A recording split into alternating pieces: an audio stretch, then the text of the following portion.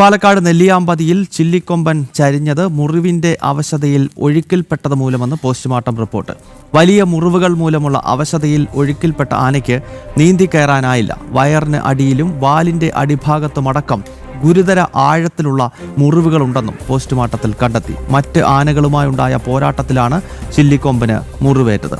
അരുൺ ആലത്തൂർ ചേരുന്നുണ്ട്. അരുൺ, മറ്റ് ആനകളുമായുണ്ടായ ഏറ്റുമുട്ടലിനിടയിൽ പരിക്കേൽക്കുകയും അതിനെ തുടർന്ന് പുഴയിലേക്ക് വീഴുകയും ചെയ്തപ്പോൾ ആ ഒരു മുറിവിന്റെ ആഘാതത്തിൽ നീന്തിക്കയറാൻ കഴിഞ്ഞിട്ടില്ല. അങ്ങനെ തന്നെയാണോ പോസ്റ്റ്മോർട്ടം റിപ്പോർട്ട് ചൂണ്ടിക്കാട്ടുന്നത്?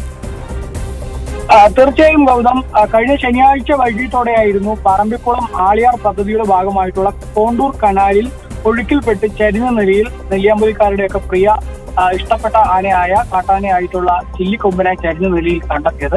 ഈ ചില്ലിക്കൊമ്പൻ ചരിഞ്ഞതിന്റെ കാരണം എന്താണെന്നുള്ളത് ഒരു അവ്യക്തതയായിരുന്നു അപ്പോൾ ഉണ്ടായിരുന്നത്. ഇപ്പോൾ ഏതായാലും പോസ്റ്റ്മോർട്ടം റിപ്പോർട്ട് പുറത്തു വന്നിരിക്കുകയാണ്.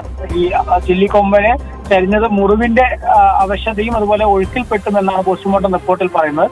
ശരീരത്തിലുണ്ടായ വലിയ മുറിവുകൾ മൂലമുള്ള അവശതയിൽ കനാലിൽ ഒഴുക്കിൽപ്പെട്ട് ആനയ്ക്ക് നീന്തിക്കയറാനായില്ല എന്നാണ്. തുടർന്ന് ആന മുങ്ങിപ്പോയതാണ് ചരിയാൻ കാരണമെന്ന് പോസ്റ്റ്മോർട്ടം റിപ്പോർട്ടിൽ പറയുന്നുണ്ട്. വയറിന് അടിഭാഗത്തും അതുപോലെ തന്നെ വാലിന്റെ അടിഭാഗത്തും ഒക്കെ ഗുരുതരമായിട്ടുള്ള മുറിവുകളുണ്ട്. ഇവയൊക്കെ പുഴു അടിച്ച നിലയിലായിരുന്നു. കൂടാതെ ശരീരത്തിന്റെ മറ്റു ഭാഗങ്ങളിലും കുത്തേറ്റ മുറിവുകൾ ഉണ്ടായിരുന്നു എന്നുള്ളതാണ്. തമിഴ്നാട് വനംവകുപ്പിന്റെ നേതൃത്വത്തിൽ 3 വെറ്റിനറി ഡോക്ടർമാരുടെ സംഘമാണ് ഈ പോസ്റ്റ്മോർട്ടം നടത്തിയത്. മറ്റ് ആനകളുമായി ഉണ്ടായ പോരാട്ടത്തിലാണ് ഈ ശരീരത്തിൽ മുറിവേറ്റതെന്നും ഏറെ നാളുകളായി ഭക്ഷണം എടുക്കാൻ കഴിയാത്ത നിലയിലായിരുന്നു ആന എന്നും വനംവകുപ്പ് പറയുന്നുണ്ട്.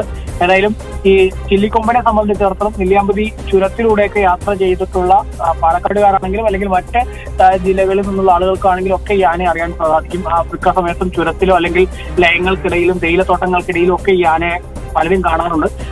വലിയ ഉപദ്രവകാരിയല്ല ആന എന്നുള്ളതാണ് ആളുകൾക്ക് ഇതിനെ ഇത്രയും ഇഷ്ടമാവാൻ കാരണം ജില്ലയുടെ വിവിധ ഭാഗങ്ങളിൽ കാട്ടാന ജനവാസ മേഖലയിൽ ഇറങ്ങി ഭീതി പരത്തുന്നത് തുടർക്കഥയാണെങ്കിലും ചില്ലിക്കൊമ്പൻ ജനവാസ മേഖലയിൽ എത്തിയാലും വലിയ രീതിയിൽ നാശനഷ്ടങ്ങളോ മറ്റോ ഒന്നും ഉണ്ടാക്കില്ല, ആളുകളെ ഉപദ്രവിക്കുകയോ അങ്ങനെയൊന്നും ചെയ്തിട്ടില്ല എന്നുള്ളതാണ്.